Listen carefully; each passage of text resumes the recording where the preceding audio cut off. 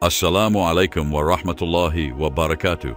Approximately 24% of the global population identifies as Muslim, with the majority residing in North Africa, the Middle East, and South or Southeast Asia. However, Muslims are present in every region worldwide, including an increasing number in Europe. Among European nations, France has one of the highest populations of Muslims. It's worth noting that France generally prohibits the collection of data based on race or religion, making it difficult to pinpoint the exact number of Muslims in the country. For this video, we'll rely on estimates from Pew Research, known for its international credibility, and because their estimates fall in the middle of publicly available figures. A 2017 Pew Research study estimated that Muslims make up about 8.8% of France's population, equating to roughly 6 million people. Within the French Muslim community, 26% are foreigners, and 90% have a father born abroad. Many of these Muslim immigrants hail from North Africa, particularly former French colonies like Algeria, Tunisia, and Morocco. Despite Muslims being a significant minority in France and Islam being the second largest religion in the country, there are ongoing tensions regarding the integration of Islam with traditional French culture. 42% of Muslims in France have reported experiencing discrimination, a figure that jumps to 60% for women who wear veils. More than a third of these instances occurred within the past 5 years, indicating that the issue remains unresolved. In 2020, there were 235 attacks on Muslims in France, representing a 53% increase from the previous year. Despite Muslims comprising 6% to 10% of France's population, they account for only 0.08% of the Senate and National Assembly. Furthermore, Muslims make up about 40–50% of the French prison population, while in England, where Muslims constitute around 5% of the population, they represent only about 15% of the prison population. This disparity suggests that while Islamophobia is not unique to France, the discrimination faced by Muslims in France is more severe than in other Western countries. While this video discusses France as a whole, it's important to note that an estimated 40% of French Muslims live in and around Paris. Research on the experiences of French Muslims in rural areas is lacking, with most studies focusing on urban areas known as banlieues.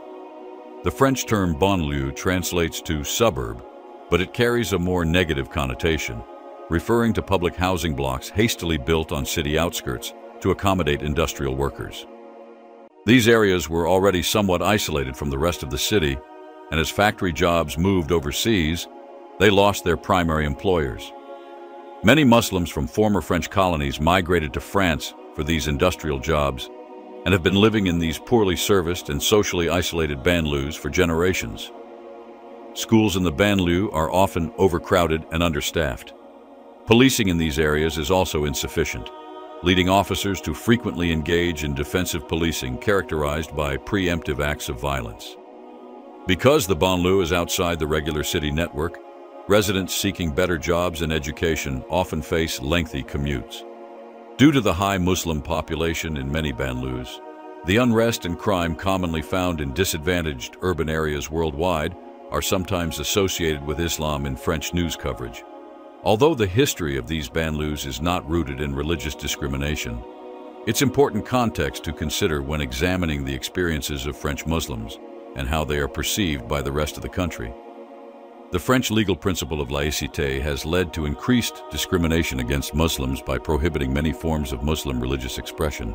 Laïcité, which mandates a complete separation of religious and civic life, has its legal roots in the Declaration of the Rights of Man and of the Citizen, a document from the French Revolution in 1789.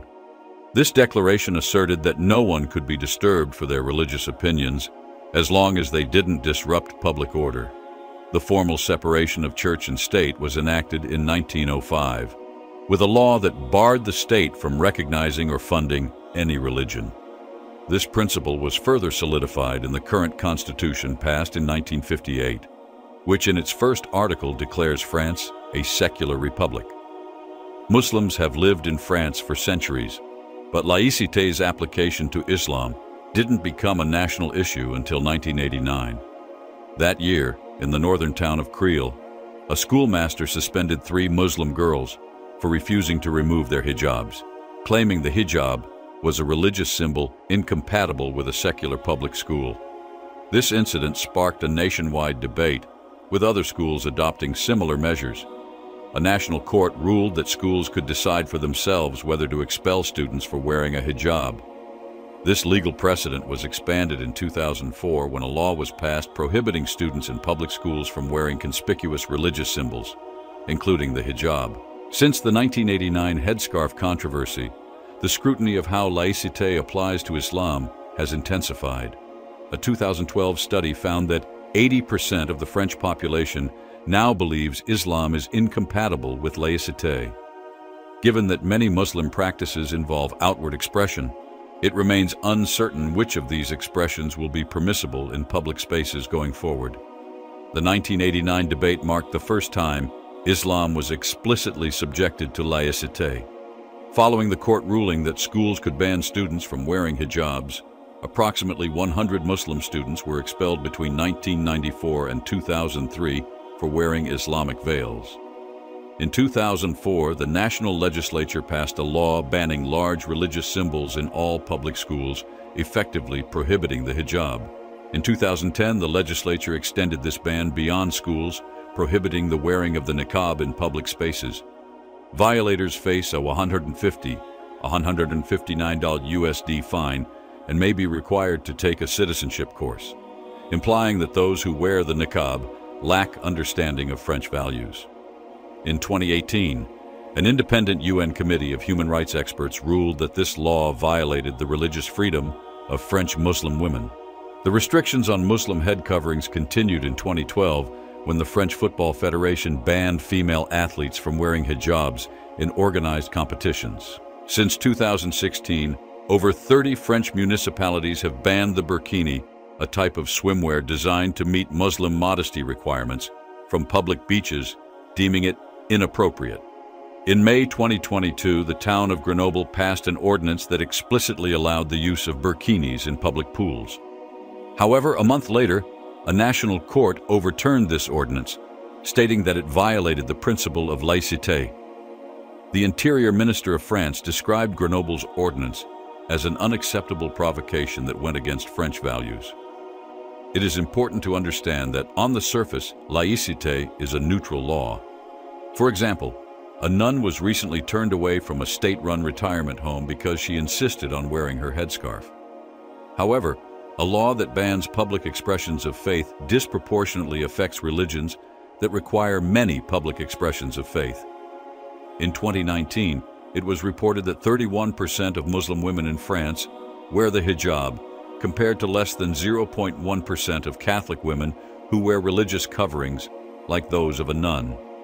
The 2004 headscarf law banned large religious symbols but allowed small ones such as cross necklaces, the Star of David, or the Hand of Fatima.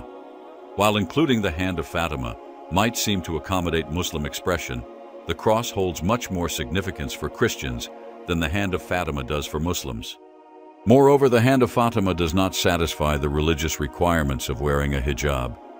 To fulfill their religious obligations, Muslims must avoid consuming pork in all situations, even in the public sphere. While some schools in France have allowed substitutions of meats other than pork to accommodate Muslim students, other schools have stopped offering these substitutions, believing they violate the principle of laïcité.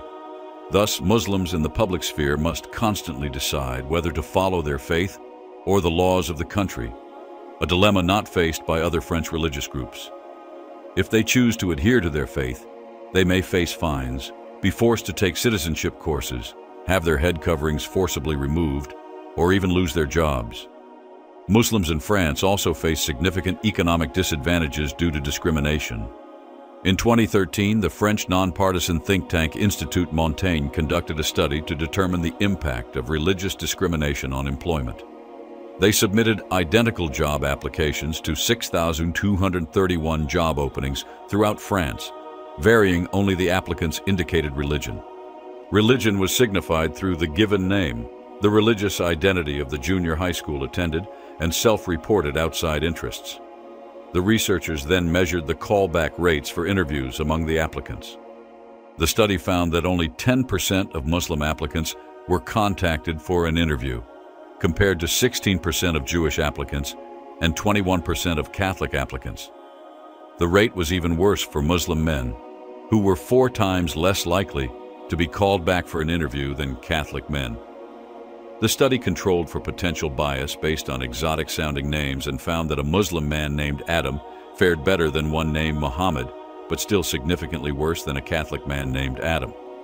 Additionally, Muslim applicants who identified as secular had better callback rates than those who were active in their faith.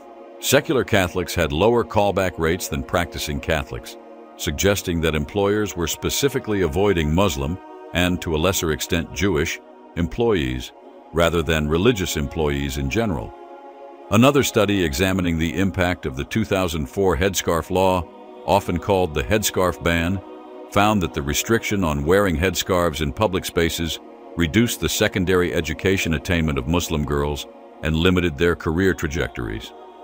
The need to travel further to a religious school that accommodates headscarves is likely a reason why Muslim women are more likely to take longer to graduate or drop out altogether. This is supported by anecdotal evidence, such as the case of Asma Bounyawi, who was fired from her IT job in 2009 for refusing to remove her headscarf while meeting with clients. These challenges have had a devastating impact on the economic position of the French Muslim community.